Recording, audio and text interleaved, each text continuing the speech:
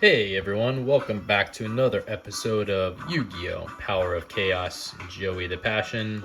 As I always say, I do appreciate you being here for the journey, and it has been a journey. So let's not waste time, let's just jump right into another match duel. Looks like we're still at 6 stars, which is fine with me, although I would like some better AI competition. But let's see what Mr. Wheeler has in store for us today.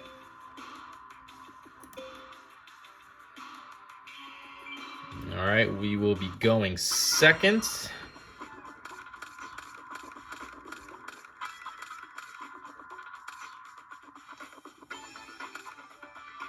I'll just go along and set this card here. Let me give you a little hint. You better be careful, because this card's a trap. Okay. 2 cards face down and a monster in defense position. All right, what do we got here? We got the Diligent Duel, really good magic card. Pay 1,000 life points, randomly select and discard 1 card from your opponent's hand. Your opponent then selects and discards another card from his or her hand. We got Tribute to the Doomed, one of my personal favorite cards. It helped me win a tournament. Discard 1 card from your hand to the graveyard to destroy 1 monster card on the field regardless of position. We do have 2 of them. We got the Mystical Space Typhoon, that counter magic card that destroys 1 spell or trap card on the field. We got Kiko the Ghost Destroyer, 4-star monster, 1800 attack, 700 defense, with a effect of each time this card inflicts battle damage to your opponent's life points, you can remove up to 2 cards in your opponent's graveyard from play. In addition, as long as this card remains face up on the field, your opponent cannot remove any cards in either graveyard from play. And we got the Island Turtle, a very good defensive card, 4-star monster, 1100 attack, 2000 defense. So let's go with Kiko the Ghost Destroyer in attack mode to start. I'm curious if he's going to activate any magic or trap cards. Doesn't look he is. And let's use that to hopefully destroy whatever this is. Okay, it's the Oni Tank T34, 4-star monster with 1400 attack, 1700 defense. So maybe he's using a machine type deck. I do want to use Diligent Duo, but I'm worried that one of those cards is Magic Jammer. Yeah, let's just risk it. We'll try to use the Diligent Duo and see if we can get rid of whatever 2 cards he's got in his hand. No, not a Magic Jammer, so okay. Oh, I am happy with that card. Whew, this is a very good card that I would love to add to my deck. Mage Power. For every spell and trap card on your side of the field, increase the attack and defense of the equipped monster by 500 points. So you could definitely you could add up to 2,500 attack to a monster with this card if you had a full 5 cards back there. And a 7 completed, so another equip card to increase attack points. So not sad to see that go either. A machine type monster equipped with this card increases either its attack or defense by 700 points. You cannot change the choice as long as this card remains face up in the field. So we did have Tribute to the Doomed in case to deal with that, but I'm not sad to see both of those go. I am going to put the Mystical Space Typhoon down kind of as a bluff. If he wants to destroy something, he can destroy that. It is what it is. And yeah, let's turn it over to him. He's got no monsters, so we will take that.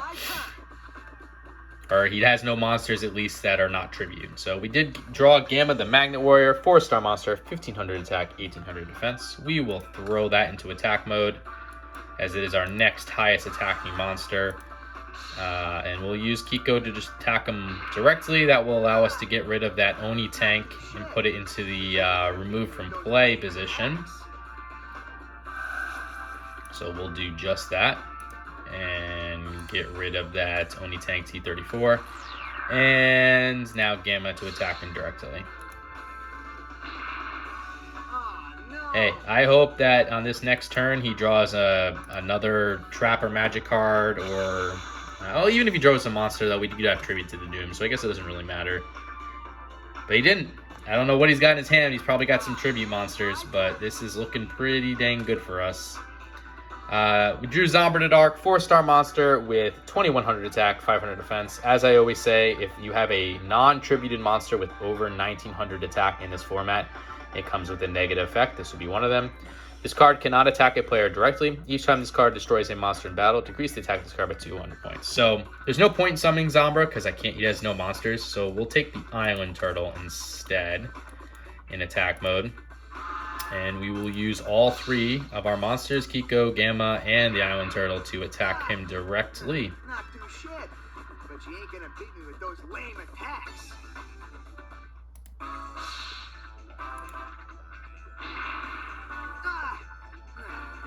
shit. But you ain't gonna beat me with those lame attacks.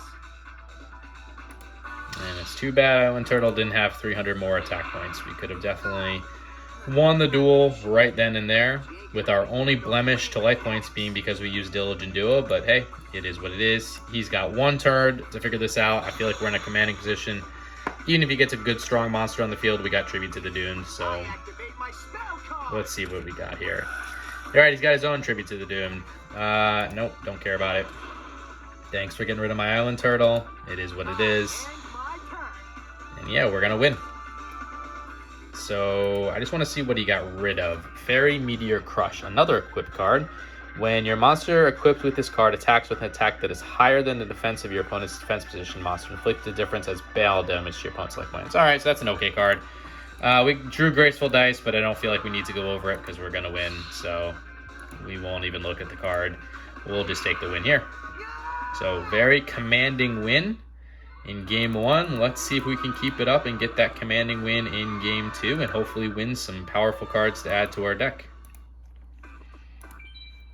Okay, we're going first.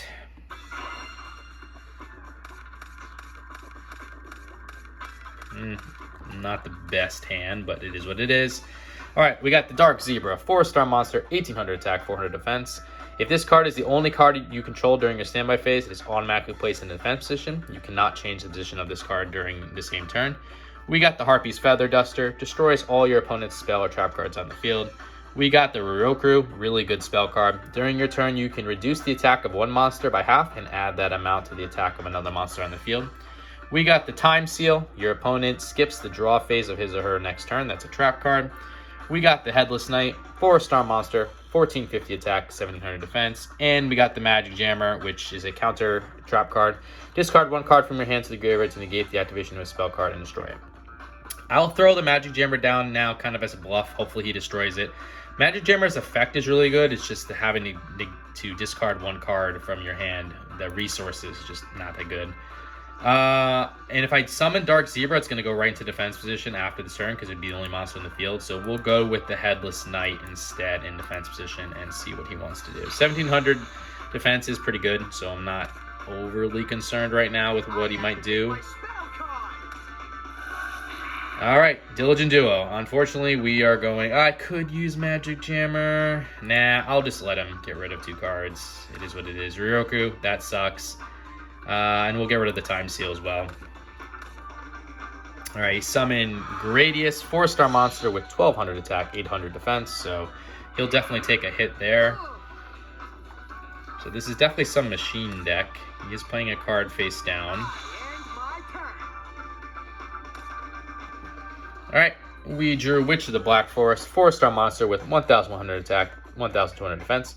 When this card is sent from the field to the graveyard, move 1 monster with a defense of 1500 or less from your deck to your hand. Your deck is then shuffled.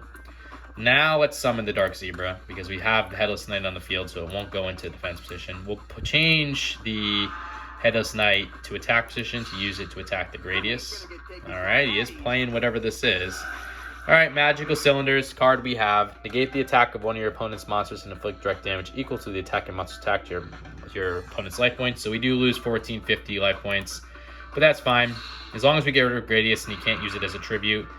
If this is the machine deck, you guys know where I'm going in my head with the tributes. It's Jinzo. We have to do everything possible to make sure Jinzo does not get on the field, because that's a very hard monster to deal with at 2400 attack and a really good effect of negating trap cards. So he summoned Overdrive, 4-star monster, 1600 attack, 1500 defense. Destroys our Headless Knight, but we do have the Dark Zebra, so not too concerned. Oh, actually, no, yeah, because it goes in defense position because it's the only one in standby. So that sucks, but we did draw the Twin-Headed Fire Dragon, 6-star monster, 2200 attack, 1700 defense. So that is a 1 tribute monster. I feel I need to make the move to tribute the Dark Zebra because I can't leave Overdrive on the field, and maybe potentially he has Jinzo in the back. So I need to keep destroying his monsters. So let's do that and get rid of this Overdrive. It's unfortunate to see Dark Zebra go to the graveyard at 1800 attack. That's pretty powerful, and 2200 attack as a tribute is not the best, but it's the best that we have. So we'll have to deal with it. So he's playing a monster in defense position. We just drew the Goblin Attack Force. That's that 4-star monster with 2300 attack, 0 defense. And as I always say in this format, if you have a non-tributed monster with over 1900 attack, it comes with a negative effect. This one is one of those. When this card attacks, it is changed to defense position at the end of the battle phase. The position cannot be changed during your next turn. So we'll summon Goblin Attack Force now. And we will use it to attack and destroy, hopefully, whatever this is. Yeesh, that's going to suck. All right, Blast Sphere. We've seen this card. We have it. 4-star monster, 1400 attack, 1400 defense, with a really good effect of when your opponent attacks this monster in face down position. This card is treated as an equip card and is used to equip the attacking monster. Damage not calculated. The equipped monster and this card are destroyed during your opponent's next standby phase. Your opponent then receives direct damage equal to the equipped monster's attack. So we're about to take a 2300 attack to our life points, but it's fine. It removes it from the field, which allows me to use the twin-headed fire dragon to attack him directly. So that will bring him down to 3100. Goblin Attack Force goes into defense position. Maybe he'll destroy the Goblin Attack Force. Maybe the AI is not that smart, and we don't have to take the 2300. Nah, okay, AI is smart. So Rocket Warrior, we've seen this before. 4-star monster, 1500 attack, 1300 defense, with the effect of this card can only be applied during, there's the 2300 first, so we're down to 4100. Can only be applied can only be applied during the battle phase of your own turn. Any damage this monster takes is reduced to 0. Any monster attacked by this card has an attack decreased by 500 points till the end of the phase. So we got an Axe Raider, 4-star monster, 1700 attack, 1150 defense. We'll throw that into attack mode, and we can use the Axe Raider to attack his Rocket Warrior. I think all the damage we've taken so far has been by things directing their attacks back to our life points. Magical Cylinders, Blast Sphere. So we're in pretty good shape here, though. Hopefully this is his last turn and he can't do anything. He's at 700 life points. We're at 4,100. So I feel pretty good, even with Witch of the Black Forest in our hand, too. Like, if he were to get something super powerful on the field right now, we could stop it by having Witch take something into our hand to deal with it. So I feel like we're in a good spot. He is playing a monster in defense mode and a card face down. We just drew the Dark Door, which is a continuous spell card that both players can only attack with one monster during their respective battle phases. I'm just going to use Harpy's Feather Duster now to get rid of whatever this is and hopefully win the duel here. It was a Mishiru, which is a really good trap card, which you can activate this card when your monster is sent from the field to the graveyard. Destroy one monster on the field. Wish we had that card. I'll summon Witch of the Black Forest now, just in case we need it, and I'll use the twin-headed fire dragon to hopefully attack and destroy whatever this is. Cyberstein. Okay, that is a 2-star monster with 700 attack, 500 defense, and at the cost of 5,000 of your own life points, you can special summon one fusion monster from your fusion deck in face-up attack position. And we'll finish this off with the Axe Raider. So, I would say 2 pretty commanding wins today.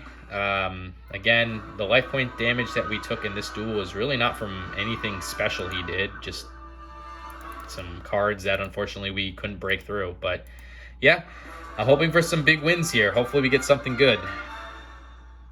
We didn't get anything good. Okay. But hey, we can take a look at them. It does add to the necessary need of finishing the requirements of this series, which is to collect the entire card list. So not unhappy to see that. But let's take a look. One of them was Gadget Soldier, which has been a card that we have had since the beginning. It's a very bad tribute monster, so not going to even look at that.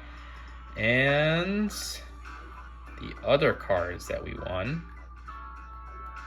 are the WoW Warrior, which is a 4-star monster with 1250 attack, 900 defense, so really poor as just a normal monster.